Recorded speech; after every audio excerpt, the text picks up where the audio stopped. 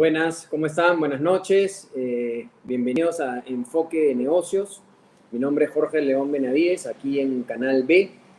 Estamos esta noche con Enfoque de Negocios. Bueno, ya pasando un poco la página con respecto al tema de la frustrada vacancia, lamentablemente, tenemos que seguir adelante y tenemos que seguir adelante con los negocios y tenemos que seguir adelante con el enfoque de lo que queremos hacer en este programa, el enfoque de negocios con respecto a los sectores. Pero hay algo que nos ha llamado mucho la atención, un tema que en los últimos minutos estaremos conversando con Alejandro Indacochea, un economista muy importante en el Perú, presidente de Indacochea Asociados, porque en las últimas semanas hemos recibido muchas noticias relevantes sobre la economía peruana. Bueno, en algunos casos no muy buenas, y en otras queremos que Alejandro nos explique en qué situación nos estamos encontrando. Entonces, antes de hablar con Alejandro, yo quisiera compartirles una información mientras en producción nos ponen algunas imágenes al respecto. La más impactante ha sido que la agencia calificadora Standard & Poor's redujo la calificación de riesgo soberano del Perú. Además, el Banco Mundial advirtió que el Perú se encuentra en riesgo de caer en esta estanflación, es decir, alta inflación, caída del PBI y alto desempeño. Otro evento fue el anuncio, también por parte de la calificadora Standard & Poor's, de recortar las calificaciones de 5 bancos y 2 entidades financieras estatales que operan en el Perú. Antes de pasar a la entrevista y profundizar acerca de los impactos de anuncios, así como otros, les comparto las cifras de la situación económica del Perú que nos va a profundizar Alejandro Indacochea. El Instituto Nacional de Estadística e Informática destacó que en enero de este año la producción nacional se expandió 2.86%. Esto en comparación con el mismo mes del 2021. El Banco Central de Reserva del Perú elevó la tasa de interés de referencia de 3.5% a 4%. Durante el 2021, la tasa de empleo informal se incrementó en 1.5 puntos porcentuales en comparación al 2020 y 4.1 puntos porcentuales más que en el 2019. Habiendo hecho este preámbulo, quiero presentarles ahora al destacado economista de Indacochea Asociados, Alejandro Indacochea. Alejandro, bienvenido a nuestro programa. Buenas noches, Jorge. Muchas gracias por la invitación a Enfoque de Negocios. Un gusto estar con ustedes. Alejandro, recientemente el Banco Mundial afirmó que el Perú está en un grupo de países de riesgo de estanflación, que es lo que queremos que nos expliques, la cual supone un crecimiento bajo o negativo de la producción y alto desempeño conjuntamente con una alta inflación. ¿Tú compartes esta visión? ¿Qué es lo que está pasando con este tema que se va deteriorando la economía? Pero queremos que tú nos expliques. Jorge, efectivamente, los pronósticos del Fondo Monetario del Banco Mundial van a la baja. Señalan que se puede presentar a nivel mundial una situación complicada de lo que se llama estaflación. ¿Qué significa esto? Inflación, aumento de precios en el mercado mundial, pero a la vez un decrecimiento de la actividad económica. Es la situación más complicada, porque la situación en la cual los precios aumentan, pero continúa la actividad económica, es problemática. Pero esto es mucho más complicado. Cuando la economía se frena, se recesa la economía y a la vez hay aumento de precios. Tenemos que tener claro, yo te diría, de que hay un nuevo orden mundial. El futuro va a depender de cómo quede lo de la invasión rusa a Ucrania, que parece que tiene para largo, ¿no? Ahora, ¿qué significa esto? Esto significa primero un fenómeno de estaflación que estamos haciendo referencia. Hay un nuevo orden mundial en una globalización digital. Por otro lado, hay también una carrera armamentista en el mundo y el mundo se va a definir cada vez más entre Oriente y Occidente y con la primacía de lo que es China. Entonces, este reordenamiento mundial está en camino y tiene implicancias evidentemente para nosotros, ¿no?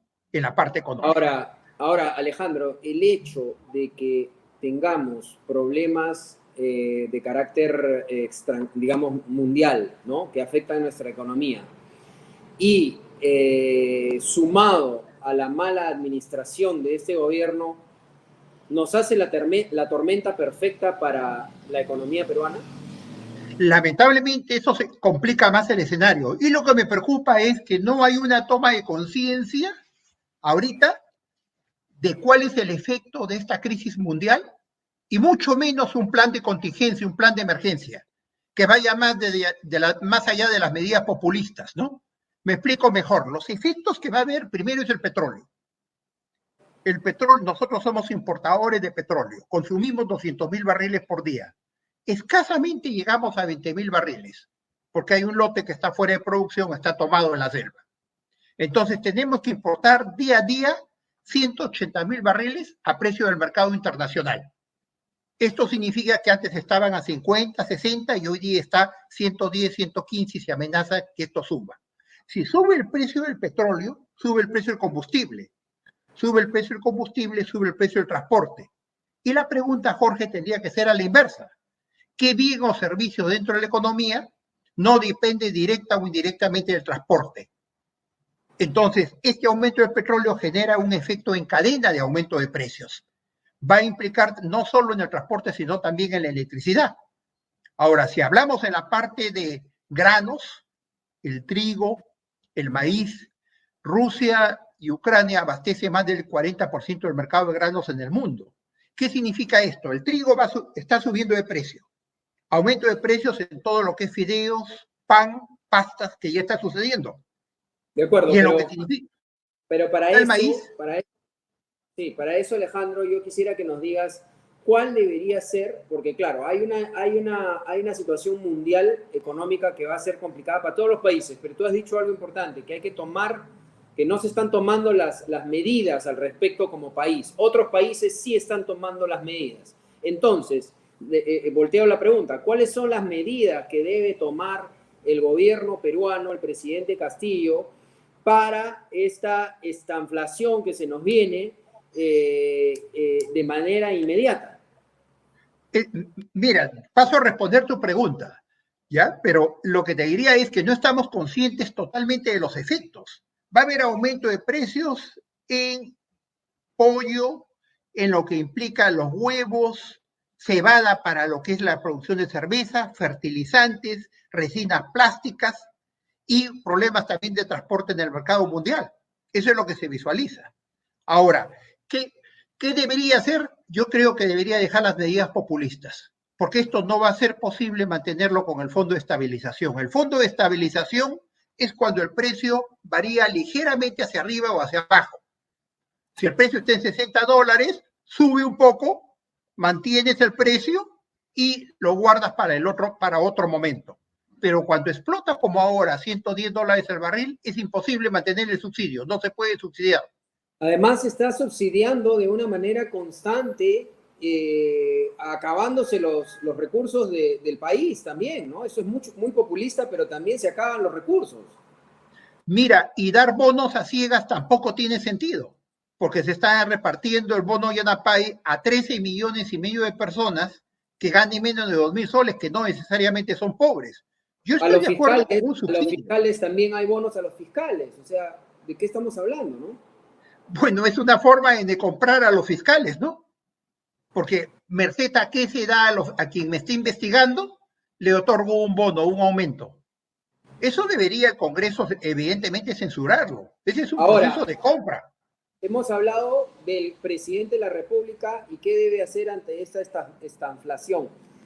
¿Qué debe hacer el Congreso? ¿Qué puede hacer el Congreso con respecto a esta inflación? O sea, porque como bien te entiendo, o sea, el tema mundial está hecho, va a haber un problema económico, pero ¿qué podemos, por el lado del Ejecutivo y del Legislativo? Ya el Ejecutivo, ya nos dijiste, lamentablemente es una realidad, ¿no? Puro populismo, y creo que ni siquiera se está pensando en esta inflación ni lo que hay afuera, sino simplemente se está subsidiando, acabándose los recursos del país. Pero bueno, por el lado del legislativo, ¿qué se puede hacer? Mira, me temo que muy poco.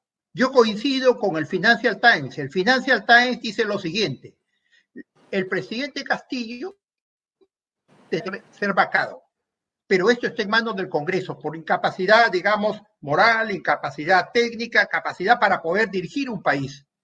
Pero el Congreso, su preocupación es otra, su agenda es el trabajo para los próximos 5 años y sus ingresos. Entonces, no ven la realidad. Además, han entrado una parafernalia de gasto público también. Están siendo copartícipes.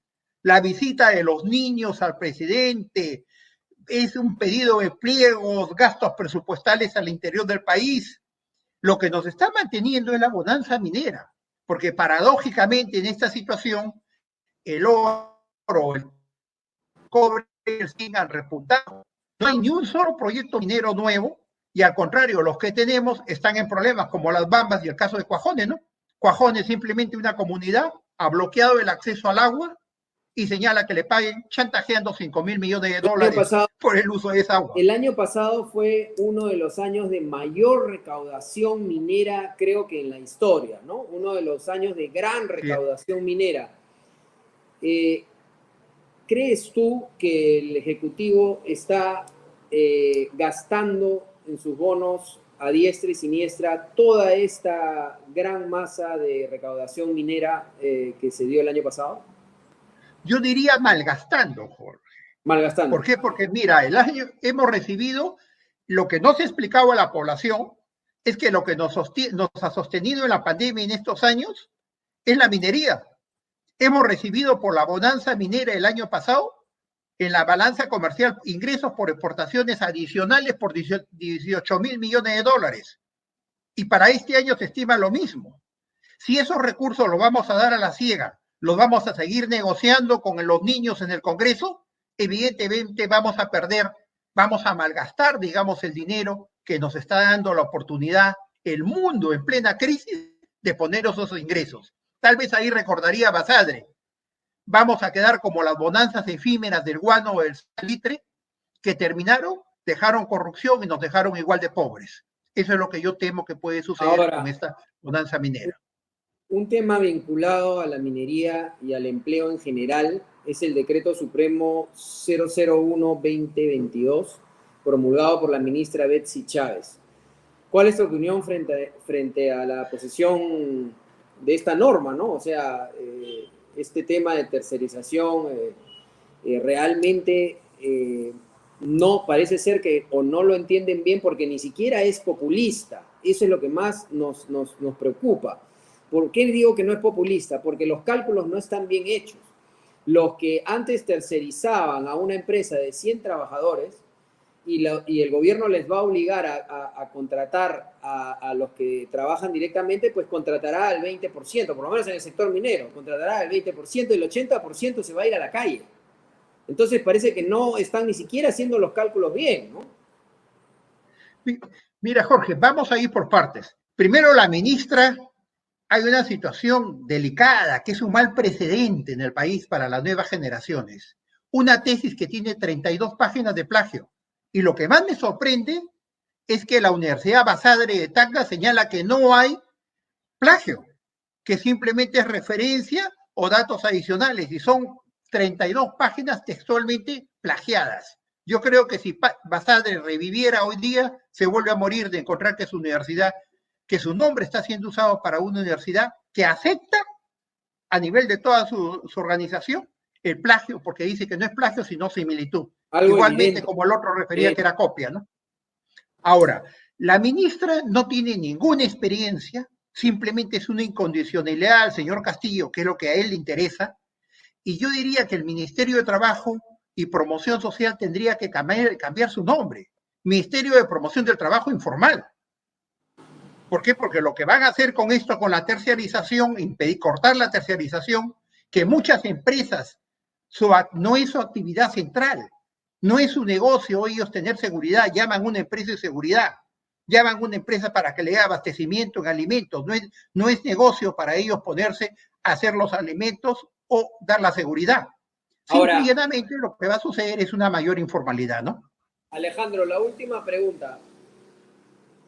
Los sectores, pesca, minería, todos los sectores. ¿Cuál es tu asesoría para enfoque de negocios? ¿Qué deben hacer? Porque ya sabemos que la mano se viene mala. Ya sabemos que hay temas complicados. Entonces, ¿cuáles son las recomendaciones para todos los sectores económicos del Perú? ¿Qué deben hacer? Mira, mi recomendación en general para el medio empresarial, para los negocios, es prudencia y cautela. Se viene una etapa complicada. ¿Por qué? Porque los aumentos de precios del mercado internacional no van a poderlo trasladar al consumidor. Entonces van a haber reducción de márgenes, un mercado, digamos, recesado, impacto en algunos sectores más que en otros, pongamos los que consumen energía, como es el caso de cemento, como es el caso de ladrillos, los importadores de trigo, pan, harinas también ya se están viendo, digamos, afectados, y principalmente lo que es transporte, ¿no? Tendría que haber acá un sinceramiento. Lo que debería hacer el gobierno es decir, esta es una crisis internacional, nos toma la situación en otra forma y tenemos que primero empezar con un plan de austeridad que tendría que iniciarse desde el Congreso.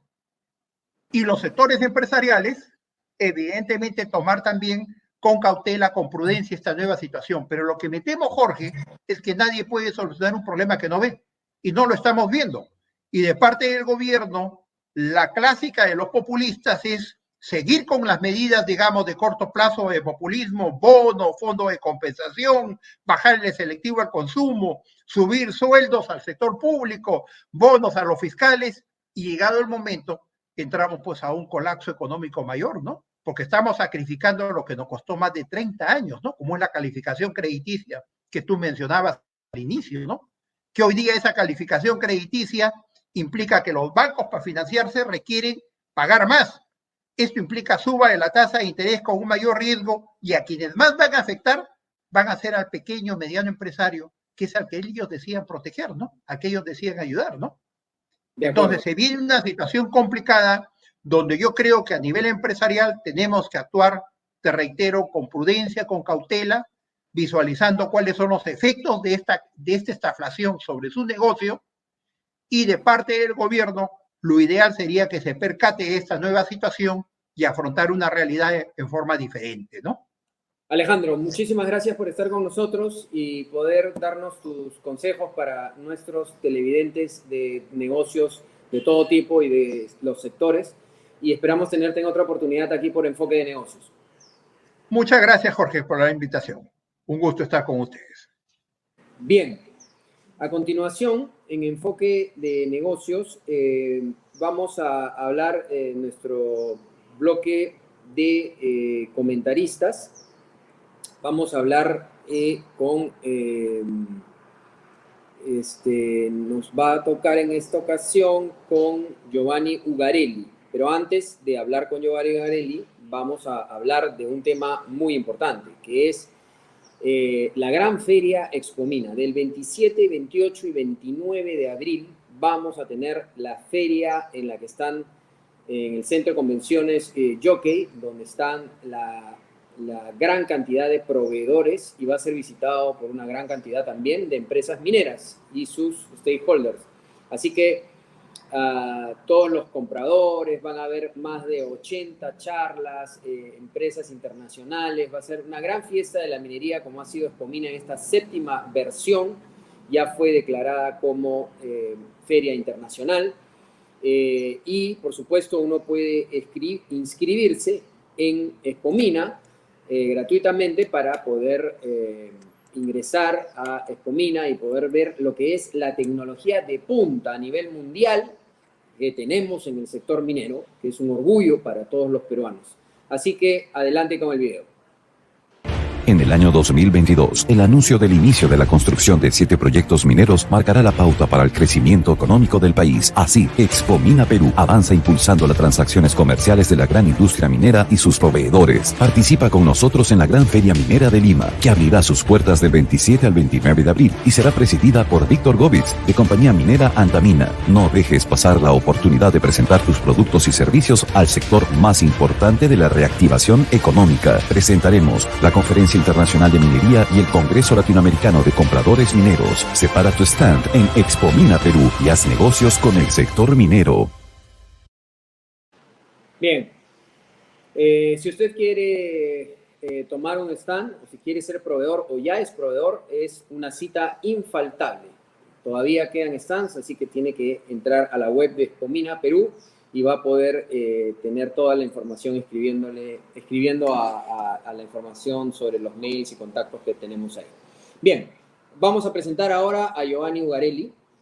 Giovanni Ugarelli es director general de CAEFER en Perú y nos va a hablar de los accidentes de tránsito, su impacto en la economía y la solución tecnológica para este tema. Bienvenido, Giovanni. Buenos días, Jorge. Muchísimas gracias nuevamente por la oportunidad de estar con ustedes en tu programa. Cuéntanos, ¿cuál es el costo para la economía peruana de los accidentes de tránsito? Mira, Jorge, los accidentes de tránsito, ¿ya?, son una de las principales causas de muerte a nivel mundial, ¿ya? Se estima que al año se producen más de 1.300.000 accidentes, 1.300.000 muertes a causa de accidentes de tránsito, y que el costo para un país oscila entre el 1 al 3% de su PBI. Ahora, para responder con respecto al Perú, tu pregunta, permíteme poner a la teleaudiencia en contexto, ¿ya? Y voy a utilizar el fenómeno del Niño. El fenómeno del Niño le representa a la economía peruana un costo de más o menos el 1% de su PBI, pero no sucede todos los años. En contrapartida, los accidentes de tránsito todos los años le cuestan al Perú entre el 1 al 3% de su PBI. Eso es más o menos 4.000 millones de dólares al año. Entonces yo me pregunto, ¿cuántos colegios y hospitales se pueden construir con ese dinero? ¿Y por qué los gobiernos no le declaran la guerra a este terrible mal y se hace algo efectivo al respecto? Ahora, ¿cuáles son las causas de accidentes de tránsito en el Perú? Mira, Jorge, se sabe, de acuerdo a estudios internacionales, que el 93% de los accidentes se deben al factor humano, es decir, a distracción o fatiga de los conductores. Y de este 80%, de este porcentaje, el 80% sucede por 3 segundos de distracción antes del accidente, ¿no? Entonces, esto quiere decir que si tuviéramos una forma de controlar esa fatiga o distracción de los conductores, se podrían evitar prácticamente todos los accidentes de tránsito. Ahora hablemos de tecnología, que es uno de tus temas desarrollados. ¿Cuáles son las opciones tecnológicas para solucionar este tema? Sabemos que en otros países ya se utilizan y que en el Perú no se están utilizando como se debería y sería una gran solución. Cuéntanos. Por supuesto, Jorge. Definitivamente en el Perú estamos, a comparación de países como Israel, como Japón, como China, estamos bastante atrasados, ¿ya? A nivel país, a nivel gobierno, no hay una iniciativa que le haga una cara frontal a este problema. Lo que vemos son empresas privadas y quienes lideran esta iniciativa son las empresas mineras que se preocupan mucho por la seguridad de sus operaciones, de su gente y de las comunidades donde se desarrollan. Y han implementado no solamente soluciones de GPS, que no son preventivas, son reactivas, son para investigar causas de los accidentes y para controlar velocidad, pero no son realmente para prevenir. En el mundo se están aplicando soluciones que se basan en la inteligencia artificial, usando tecnología que se llaman sistemas avanzados de asistencia al conductor, que permiten advertir a los conductores hasta 3 segundos antes de que se produzca un accidente y así realmente prevenir los accidentes y evitarle este gran costo que tiene la economía. Entonces, esto, Jorge, se debería impulsar a través de una regulación. El gobierno debería adueñarse del problema, como han hecho Israel, China, Japón y muchos otros países en el mundo, y sacar una normativa, una regulación para masificar el uso de estas tecnologías y ahorrarse esos 4.000 millones de dólares que todos los años se pierden debido a este problema. Te voy a comprometer, Giovanni, para que el próximo programa nos puedas mostrar videos de esta tecnología para que nuestros televidentes puedan entender un poco más y nos expliques este tipo de tecnología que se instala en los automóviles que es tan importante para salvar vidas realmente. Por supuesto, Jorge, encantado. Muchísimas gracias por el bloque, Giovanni, y te agradezco. Un abrazo. Gracias a ustedes, un abrazo, buena semana. Bien, ahora vamos a hablar con Arnaldo Gotuso. Tenemos que hablar con él sobre el tema de un tema que nos aborda más de 2 millones de desempleados hoy en día en el Perú, ¿no? Tenemos que seguir siempre la sección de Arnaldo porque nos va dando consejos, tips sobre el mercado de headhunting, cómo presentarse, cómo se maneja el mercado, cómo se mueve. Y este es un tema importantísimo para los que están buscando trabajo hoy en día. Arnaldo, ¿cómo estás? Hola Jorge, ¿qué tal? ¿Cómo te va? ¿Qué tal? Cuéntanos un poco, Arnaldo, sobre el tema que vas a desarrollar hoy. Hoy día voy a hablar sobre un tema que ha sido y es una preocupación en toda empresa y que se ha agravado mucho en los últimos 2 años, que es el ausentismo laboral. El ausentismo laboral no lo tenemos en algunos casos muy presente, pero es una fuente muy importante de impacto negativo en las organizaciones. Algunos factores que se ven, digamos, alterados por este tema es los costos laborales, el clima laboral, la carga operativa de una función, la productividad de los colaboradores que tenemos. Podría incluso repercutir en el tema de clientes, ¿no? Pérdida de clientes y la pérdida de competitividad. Todos sabemos que dentro de una compañía el factor más importante es el factor humano. El engranaje, el funcionamiento correcto y la eficiencia de este factor es clave para el desarrollo de cualquier compañía. Me voy a basar en un artículo que ha salido en la revista Forbes hace más o menos una semana, en la que participan 11 expertos de recursos humanos con puntos que hablan de cómo mejorar este factor de ausentismo laboral, que es un factor, digamos, que está presente a nivel mundial. Lo primero es, ya hemos hablado antes, ¿no? La forma de evaluar cualquier contingencia o problema dentro de una compañía es, lo primero, determinar la raíz del problema, ¿no? El ausentismo laboral puede tener fuentes de distintos tipos. Un colaborador puede dejar de ir a una compañía o tomarse días por temas físicos, mentales, culturales, o por alguna razón externa, ¿no? Personal, por alguna emergencia o urgencia. Luego de eso hablan de enfocarnos en las 3 P's dentro de una compañía. Primero es el propósito, que es importantísimo que los colaboradores tengan claro cuál es su propósito dentro de la compañía y cómo este impacta en el objetivo dentro de su equipo, el área y el resultado global de la compañía. Lo segundo es priorizar tareas, que no haya una carga operativa excesiva y tiempos de entrega cortos, sino más bien que esto se vaya administrando de manera eficiente. Y el tercer punto es, o la tercer P es el performance, que va ligado directamente a los indicadores. Todas las áreas, todas las personas deberían tener indicadores y estos indicadores deberían estar construidos en base a los indicadores que vienen del equipo y del área en general. ¿Qué más? El tercero es programas de salud y bienestar, pero ya no solo, digamos, pensando en el colaborador, sino también pensando en la familia. Yo creo que estos últimos 2 años han servido para que nos demos cuenta que el bienestar no es solo del empleado, sino también de la familia y del hogar. Entonces hay que ver formas como la compañía se involucra en que esto se mantenga. Cuarto punto es crear un espacio de comunicación. Y acá quiero reforzar una idea. El ausentismo no se va a llevar a cero. O sea, el ausentismo laboral es algo que va a existir, existe, y que es algo que tenemos que tener contemplado dentro de nuestro negocio.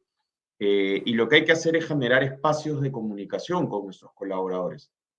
Entenderlos, conocerlos. No es solo, pues, bueno, estas son tus funciones y estas son tus métricas, sino también entender cuáles son los drivers de esa persona. ¿Qué está buscando? ¿Está buscando crecimiento profesional? ¿Está buscando equilibrio de vida? ¿Está buscando de repente alguna oportunidad fuera del país? Hay que entender eso para para tenerlo en el radar, en el mapa, y poder sacar lo mejor del profesional y que el profesional se lleve lo mejor de la empresa también. El quinto punto, que es uno de los más importantes para mí, es cultivar un espacio o un ambiente de confianza, una comunidad de confianza en la compañía, ¿no?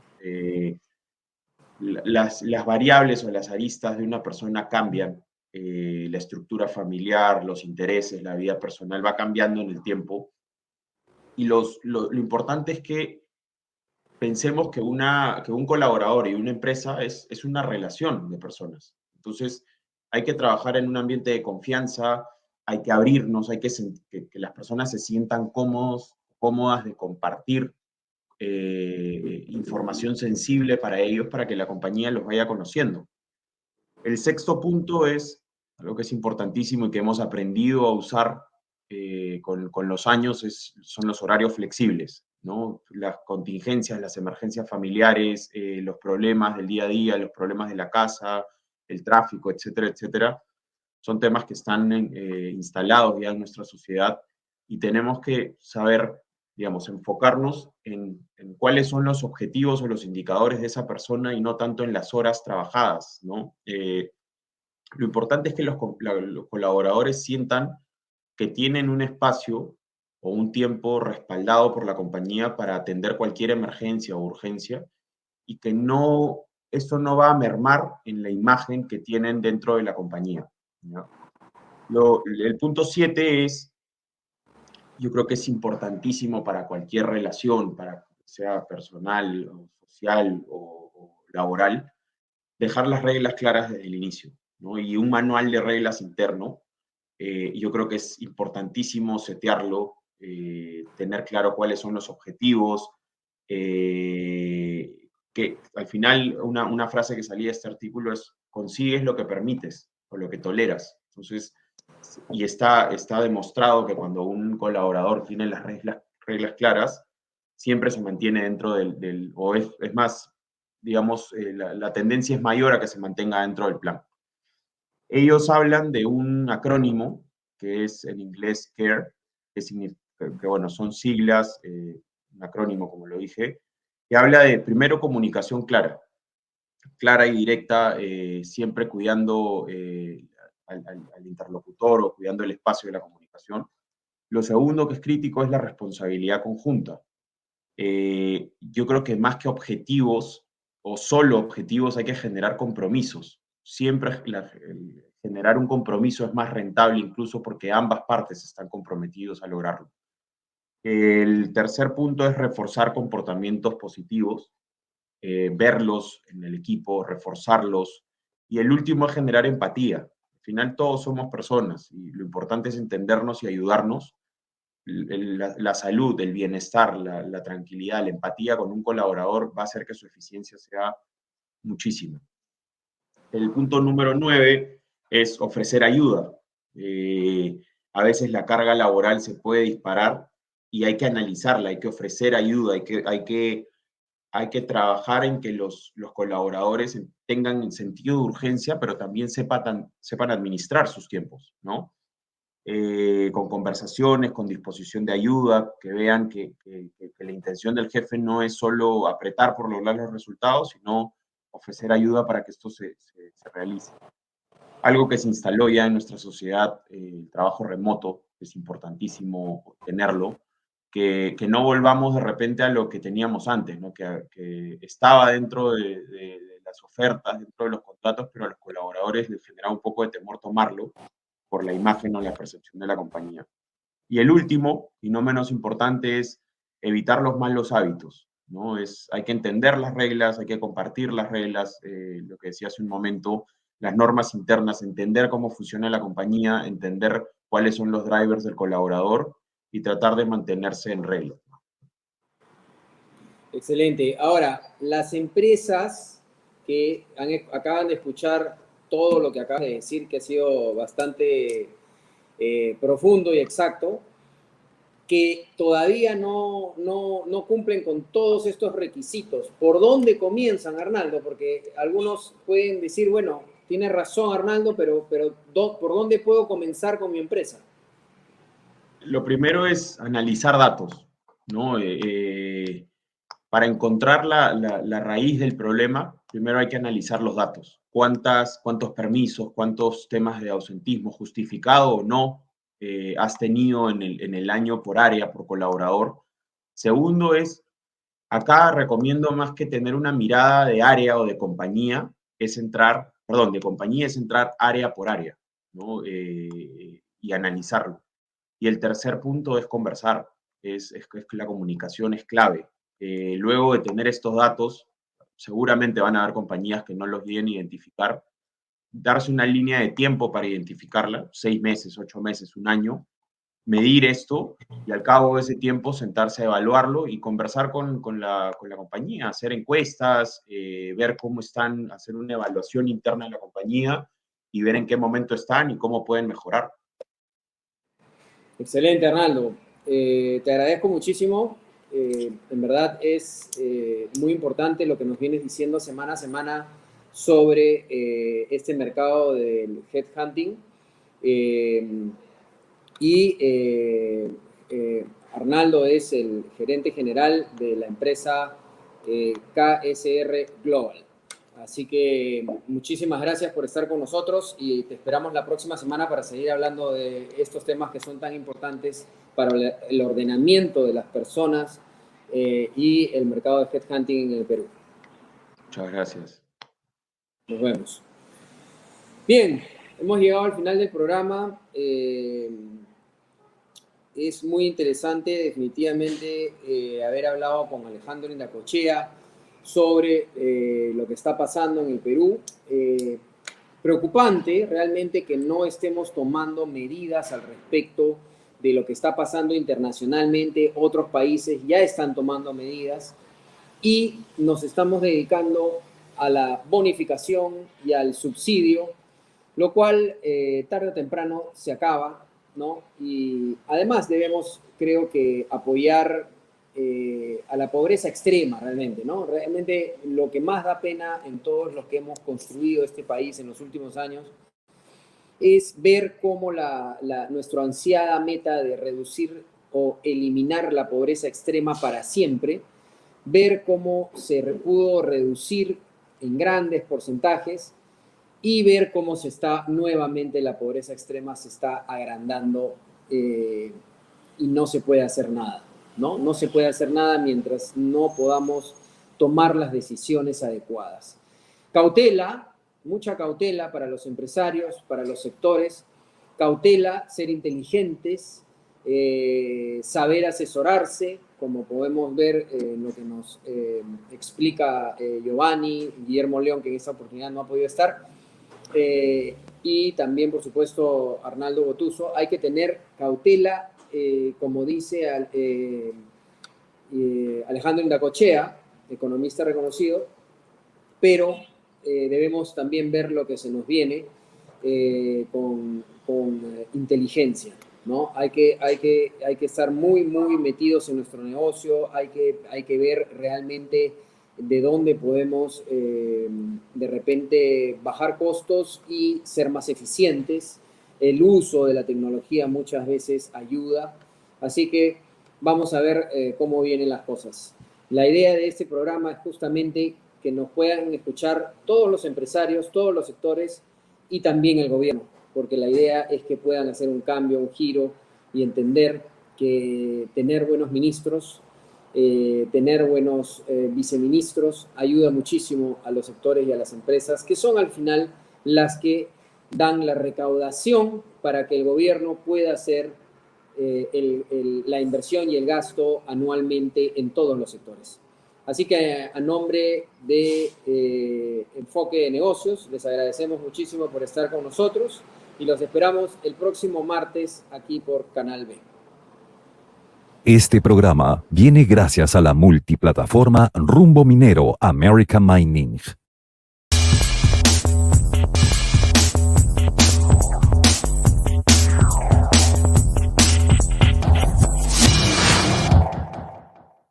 Este programa llega a ustedes gracias a Pisco Armada.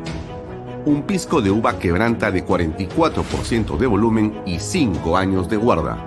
Un verdadero deleite para el paladar más exigente. cómprelo en bodegarras.com. Y recuerde, tomar bebidas alcohólicas en exceso es dañino. Coldwell Banker Realty Bienes Raíces. Para invertir o vender bienes raíces en Miami, Florida, Coldwell Banker. Coldwell Banker, la número 1 hace 23 años en Estados Unidos y la número 1 en Florida, con más de 12 billones en ventas. Comuníquese con Jimena Prele al WhatsApp 001-305-904-0631. Coldwell Banker Realty, Bienes Raíces. Delop.pe. Somos especialistas en transporte de carga regular, transporte de concentrados de mineral. También transportamos material y residuos peligrosos. Y diseño y construcción en todo el Perú. Ubíquenos en nuestra web delop.pe.